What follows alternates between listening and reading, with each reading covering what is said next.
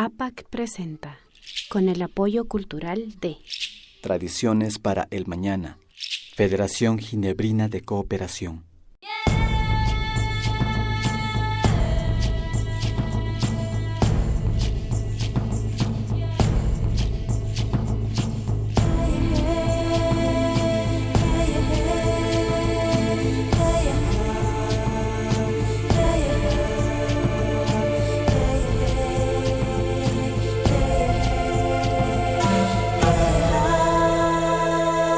Bajo un mismo sol.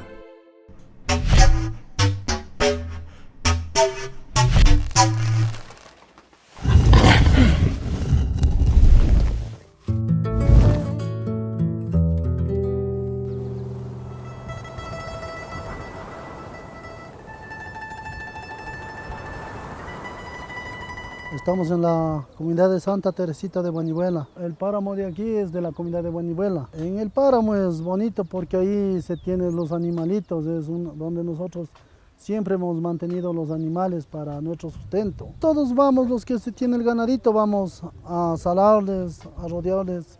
Cada 8, cada 15 subimos, cada con dueño. Aquí este sector se llama Santa Rosa de la comunidad Sachapamba. Ahorita estamos viendo aquí los árboles de estas partes de aliso. Tenemos acá la pucuna blanca, la mora de oso que decimos. Y unas aves también que hay aquí. Bastantes aves, bastantes especies de aves hay aquí. Estamos más o menos aquí unos metros para arriba está la Reserva Ecológica Cotacachi-Cayapas.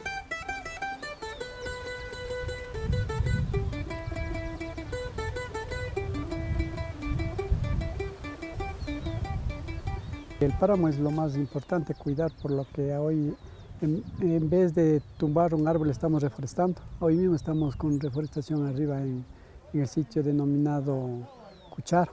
Los arbolitos llevamos de este tamaño, las llevamos a mano en animales y entonces para reforestar ahí en el páramo para que crezca más agua. Y la primera que hicimos es con el arbolito que les llaman el poliléptico.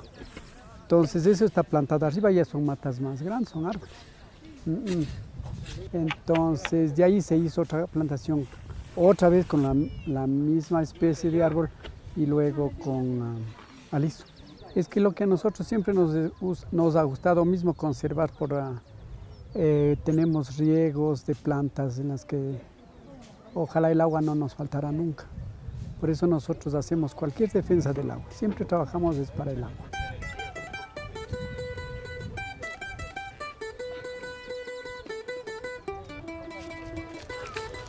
Yo como directiva de la acequia nos organizamos en las que a partir de las 7 de la mañana estamos subiendo con tubo. Hicimos la excavación en otras mingas, hicimos asentamiento, ahora ahí tuvimos solo para entubar. Entonces ya estamos terminando la minga y eso es lo que hacemos. Es la participación de todos los que tenemos agua de riego, entonces para las parcelas que se tienen. Ahí va la cámara. En nuestros páramos en verdad que sale bastante agua y sale el agua a la parroquia Pablo Arenas, a la parte de la Victoria, otras acequias, el agua para Cahuasquí, y por eso es que nosotros andamos y anhelamos los vertientes. Bueno, son las lagunas que hay en los páramos de aquí de la parroquia Cahuasquí. La principal es Yanacocha, la más grande, que ahí acampan los turistas, sí. Y ahí van para encima a Burrucocha, Patococha, que también hay otras pequeñas lagunitas. El páramo es hermoso. Son lagunas naturales que ahí mismo tienen los vertientes, no son invierneras. Chucta, por aquí por el páramo es con lo que se está oyendo por abajo, es que quieren meter la minería por acá. Y eso por acá es el colchón de nuestras fuentes de agua y eso no se va a permitir. Ojalá las autoridades tomen en cuenta eso para que nos ayuden eso a controlar, no metan las minerías por acá. las fuentes se van a secar y va a haber contaminación. Yo digo por experiencia de la empresa que está en Buenos Aires, que ya hay bastantes perjuicios, tanto en contaminación como se están secando ya los vertientes que habían en las lomas. El agua es la resistencia y el agua es la vida. Y aquí estamos defendiendo las comunidades, tranquilamente, donde quiera que sea, hasta cuando Dios permita. Kikingunaka, bajo un mismo soltami rikuna hupangichi.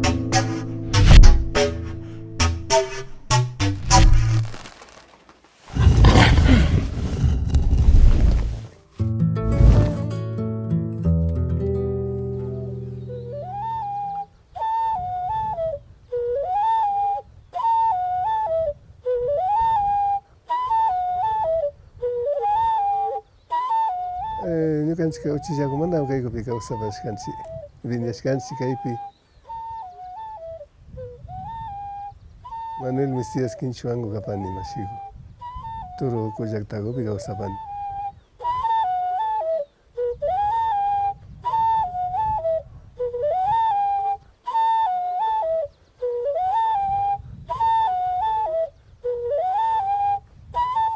Nika papas tu bailas por nagariam flauta tocas pues na Nika wani papas ta kateria por ikaria nika ya bailas fascina Hatun punja chaya napika nya desperas taranga basamunga mi karanga panis motigo tayano chi o asata pundata asanchi iske punja siri japit asata garangapa kai kuchi ko iniska kuna kanacho cosecha y kana capaz kani cosecha España tokuchispa chay kuchijo y kuna kana kaska ni parian kanchi funda taiti kuna pardas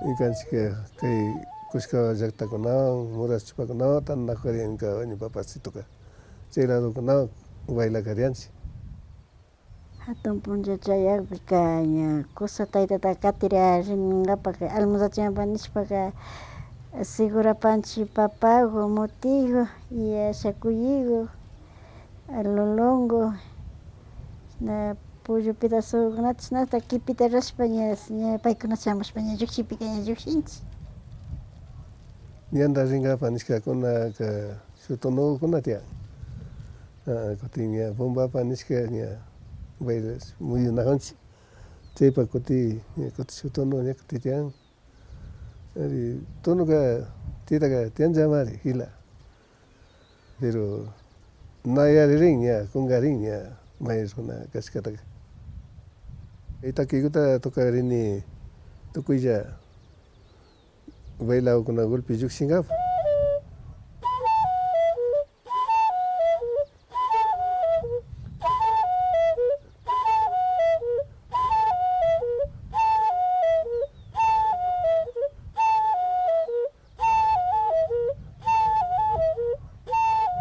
bailao kuna samu biga cekanya chaski panchi asagoa y wakimbika ansala hayayaku gotaiman cari cinci sinau kunata cai kunawa chaskinci nia juxingapa ya nia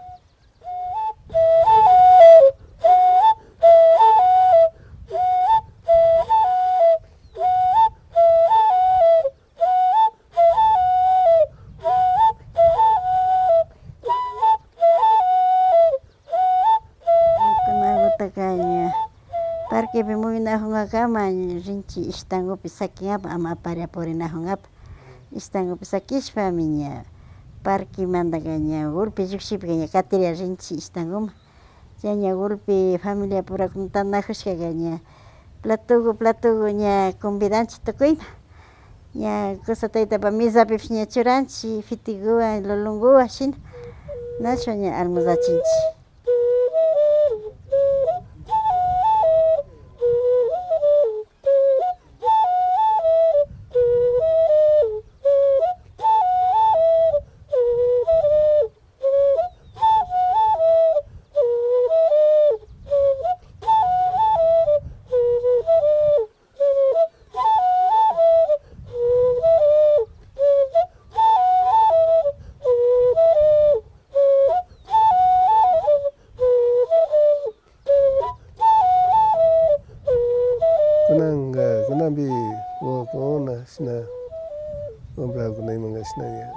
paykunapish ña yachakushpayman katishpa ña ruku hindiykuna imasha kaqta rikushpayman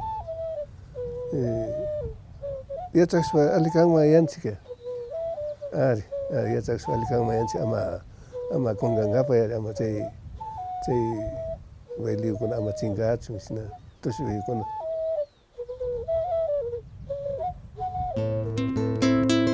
Usted está viendo Bajo un mismo sol.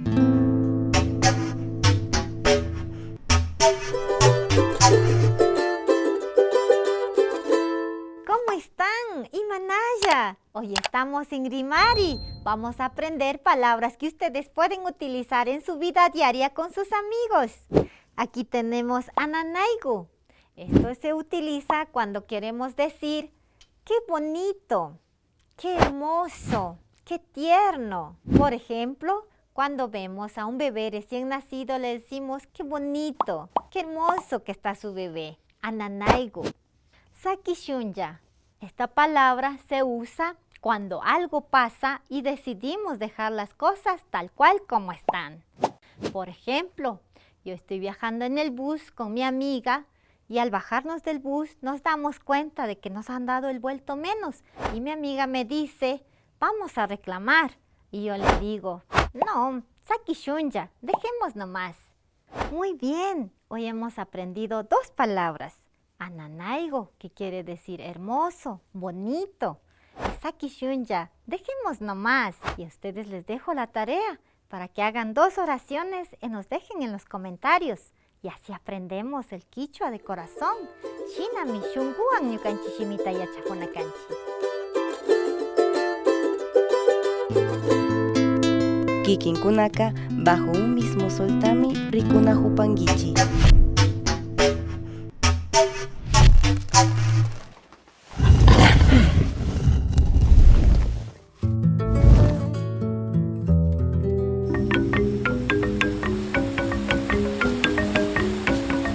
Yo llamo Tilia Canticus, yo vivo aquí en Barnira. Vamos a cocinar chicha, así cultura tenemos nosotros para comer. Toca desgranar, toca moler.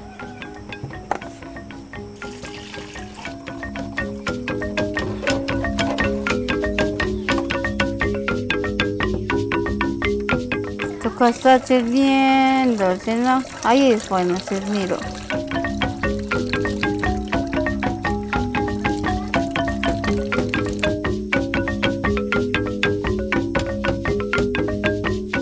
Toca parar ahí.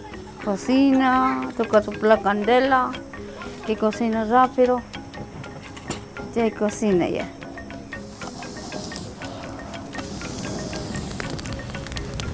Toca menear, que no queme.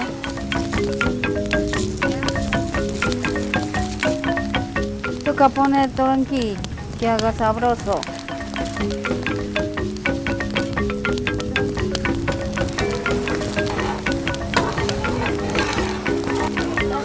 Toca echar azúcar. Quiero tomar también así, no me toman. Sin azúcar también. Así comemos ese agua chicha. Así cultura tenemos nosotros para comer.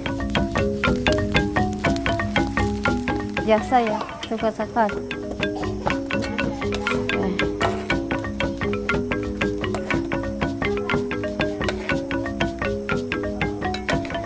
Es antiguas que hacen chicha ya.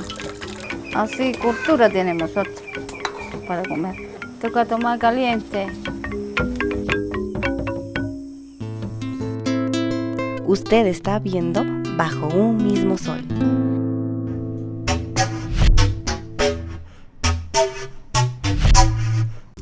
Amigas y amigos, bienvenidos a La Tulpa. Gracias por acompañarnos. Hoy estamos con Alexandra Anangonó. Ella es poetisa, nació en Vacas Galindo, en Intac, en 1976.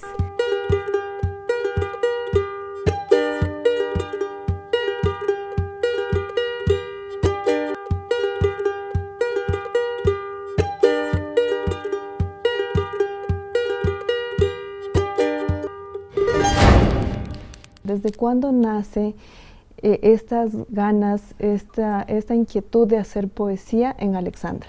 En las épocas escolares, sí, porque en ese tiempo recuerdo claramente que nos enseñaban y nos motivaban a leer mucho, a escribir, a tener buena ortografía, a incursionar en lo que es la oratoria, en la declamación. Entonces teníamos libros muy lindos, los textos que hasta ahora recuerdo. Desde ahí es donde nace mi amor por la literatura y especialmente por la poesía. Alexandra debió haber sido una niña sensible, una niña diferente al resto de niños, ¿no? Sí, era bastante sensible porque yo miraba con nostalgia amigas, compañeras que eran de alguna manera excluidas.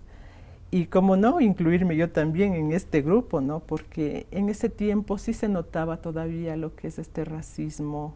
Creo que sí fui una niña sensible en el hecho de que yo sufría en silencio, ¿sí? Yo sufría lo que yo notaba, lo que yo palpaba. Tal vez en ese tiempo no podía descifrar bien, pero sí sentía esa diferencia.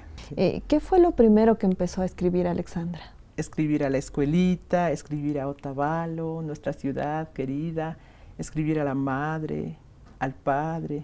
Y ahí es donde ya empezaba como a doler un poquito, porque yo no crecí con mi madre ni mi padre. Entonces yo tengo mi figura paterna, que es mi padrino, que yo lo llamo Papito Alejandrito. Él y mi mamita Manuelita son mis padrinos, quienes de alguna manera hicieron, ¿no?, este papel, pero siempre con esa nostalgia, porque también recuerdo que así como en la escuela era como el conjunto donde estaban mis hermanos. En cambio en la casa pues ya era la niña sumisa, la que tenía que hacer cosas para recibir el alimento, porque yo vengo prácticamente de esa generación en donde se criaban niños pequeños, ¿no? Con la condición de que teníamos que servir al patrón, a la patrona, en ese tiempo se les llamaba así, a cambio de un plato de comida y también del techo. Y eso es lo que también motivó a que yo empiece a escribir y empiece a transmitir o a expresar ese dolor que sentía, porque había un dolor ahí, ¿no? Pero que era de manera muy oculta, no se podía hablar. Y que usted podía liberarse a través de la poesía, ¿no? Sí. Y ya Alexandra creció, se hizo adolescente, jovencita. ¿Dónde empezó a ubicarse, ¿no? ¿En qué espacios buscó usted pues acercarse más a la literatura? Yo llego a los 20 años donde mi jefa fallece. Ella fallece y ahí es donde empieza como un despertar en mí de buscar nuevos caminos, nuevos horizontes, abrirme espacio, salir. Tenía amigos en la radio, por ejemplo, ahí está un amigo, gran amigo, Jorge Luis Narváez Torres, que es un periodista ibarreño, cineasta. Él tenía un programa cultural. Recuerdo que se llamaba Memorias de la Luna y era un programa misceláneo donde ahí pues yo participaba también, era interactivo y conversaba por interno con él y le comentaba, sabes que esto me gusta hacer y de tales. Entonces él me dice, Alexandra, dice, ¿por qué no publicas en el diario El Norte? Publica tus artículos, son muy buenos y bueno, más adelante pues tú puedes ganar algún dinero. Entonces fue ahí donde yo me emocioné más, ¿no? Y empecé como a leer más, a investigar, empecé a hacer artículos de opinión y después artículos de investigación, en donde ahí sí yo ya ganaba un dinerito por esos trabajos. Luego asistí a un curso, a un taller de radio apasionados, que él mismo... Radialistas apasionados. Sí, de radialistas apasionados, sí. Y entonces de todos los talleristas, Jorge Luis me escogió a mí para formar parte de este proyecto muy bonito. No recuerdo si era 1 o 2 días a la semana y duraba una horita. Y yo me compré una grabadora de periodista. Entonces ahí es donde yo hacía las entrevistas, las encuestas a los muchachos del colegio, y ya empezaba como yo también a buscar mis maneras de ser creativa y de aportar con este programa, porque este programa se prestaba para todo esto, ¿no? Y bueno, chicos, cuéntenme cachos, y bueno, hagamos algo bonito. Y yo llevaba ese material, ¿no?, al programa. Y así es como funcionaba, pero lastimosamente no duró mucho porque llegó la hora de Sixto. Recuerdo esa hora en donde justo en el momento en que nosotros empezábamos el programa, que era a las 3 de la tarde, se iba la luz, se iba hasta las 5 de la tarde y ya no pudimos seguir adelante con el programa porque duró bastante tiempo. ¿Y en dónde lo desarrollaron? Eso fue en la radio Bocú en ese tiempo. De que sí hubo el apoyo de los padres, en este caso de los padres adoptivos. Cuéntenos. Para mí el apoyo de ellos consiste en haberme motivado, en haberme ayudado, dado siempre buenos consejos, animarme a que siga adelante. Eso para mí ha sido un apoyo muy grande, un apoyo moral muy fuerte, porque ustedes saben que a veces no todo es económico. Y eso para mí ha sido más que suficiente, porque yo creo que cuando uno nace con una pasión, pues simplemente lo que tiene que hacer es buscarla y conseguirla. Y cultivarla también, cultivarla, ¿no? También, obviamente. Sí, bueno, en estos momentos yo me encuentro con un anuncio, con una noticia, ¿no? Es una hojita de Diario El Norte, de ya hace algunos años, ¿no? Sí. En el 2016. ¿Participaron en qué proyecto? En el proyecto de grabar un cortometraje llamado Mi Primer Juguete. Esto fue algo más como para graduarnos, porque estábamos siguiendo un taller de teatro.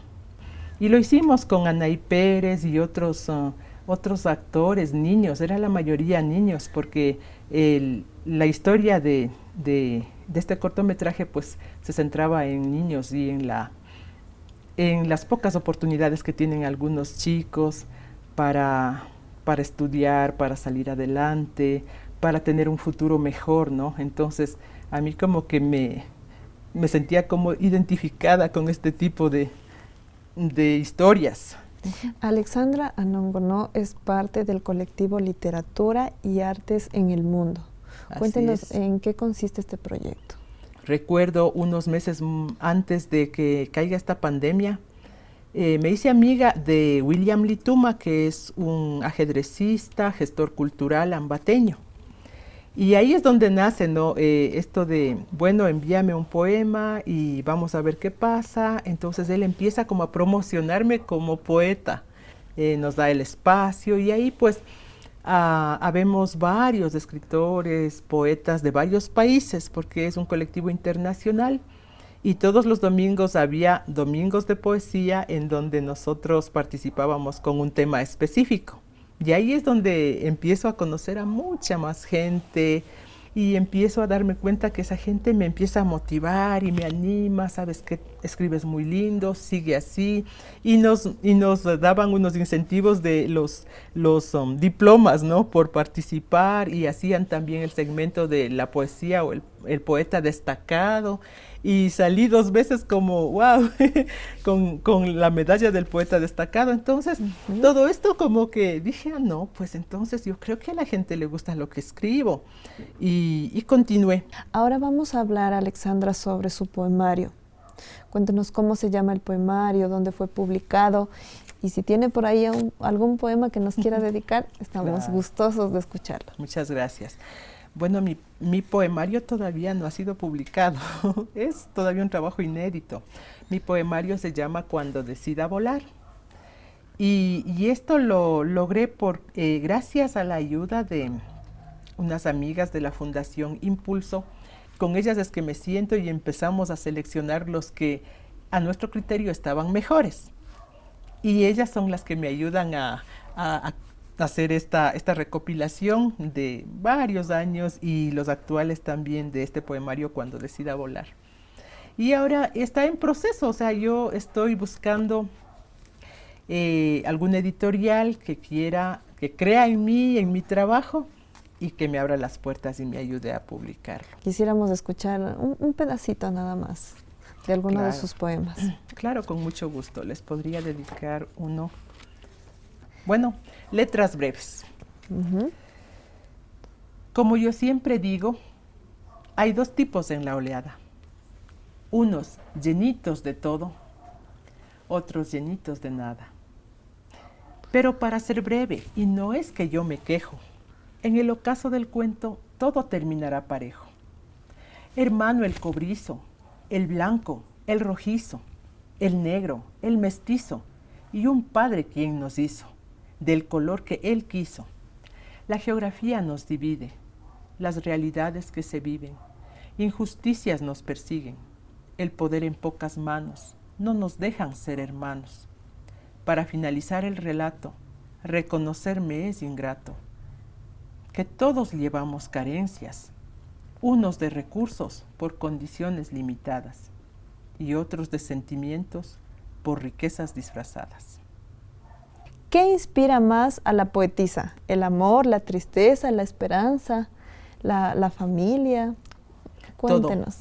Todo lo que son sentimientos humanos y espirituales me inspiran a mí. El dolor, el amor, la injusticia, ¿sí? Eso me inspira. El abandono, la soledad, la violencia.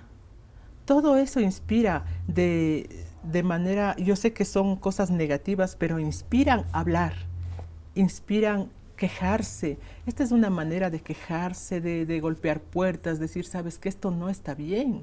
Por favor, intenta cambiar, intenta ser mejor, porque esto me duele. Esto le duele a este sector de la sociedad. Entonces, para mí es una excelente herramienta como para protestar, como para decir basta. Mi poesía es vivencial, mi poesía es de cierta manera de protesta, ¿no?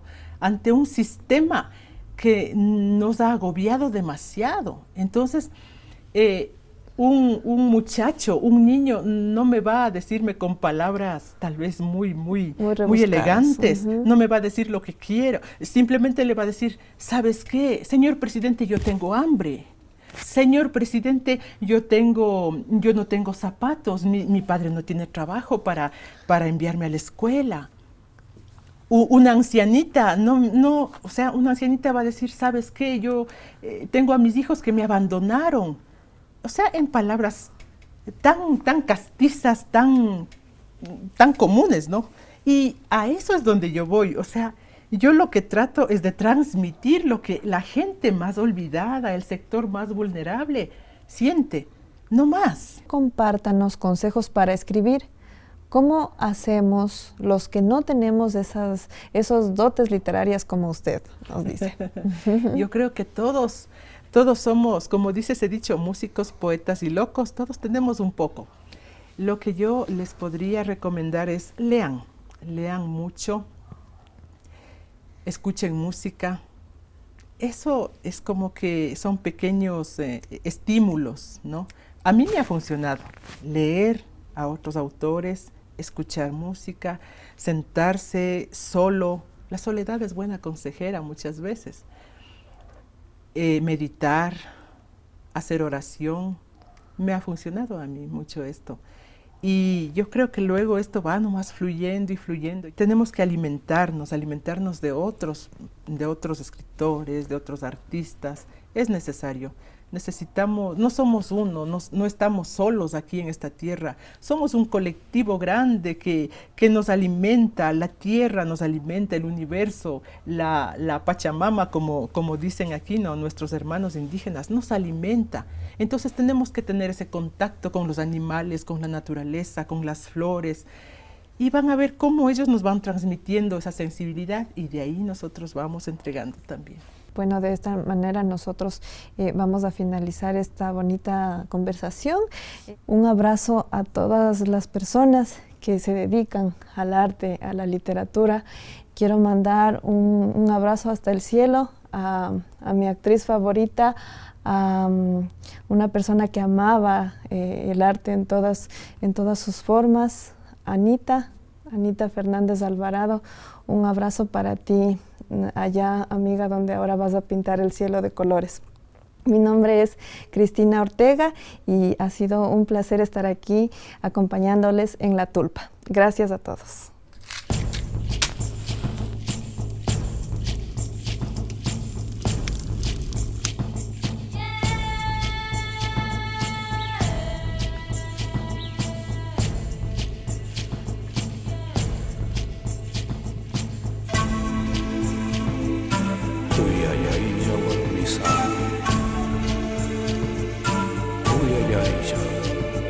Harisa. Uy, ay, ay,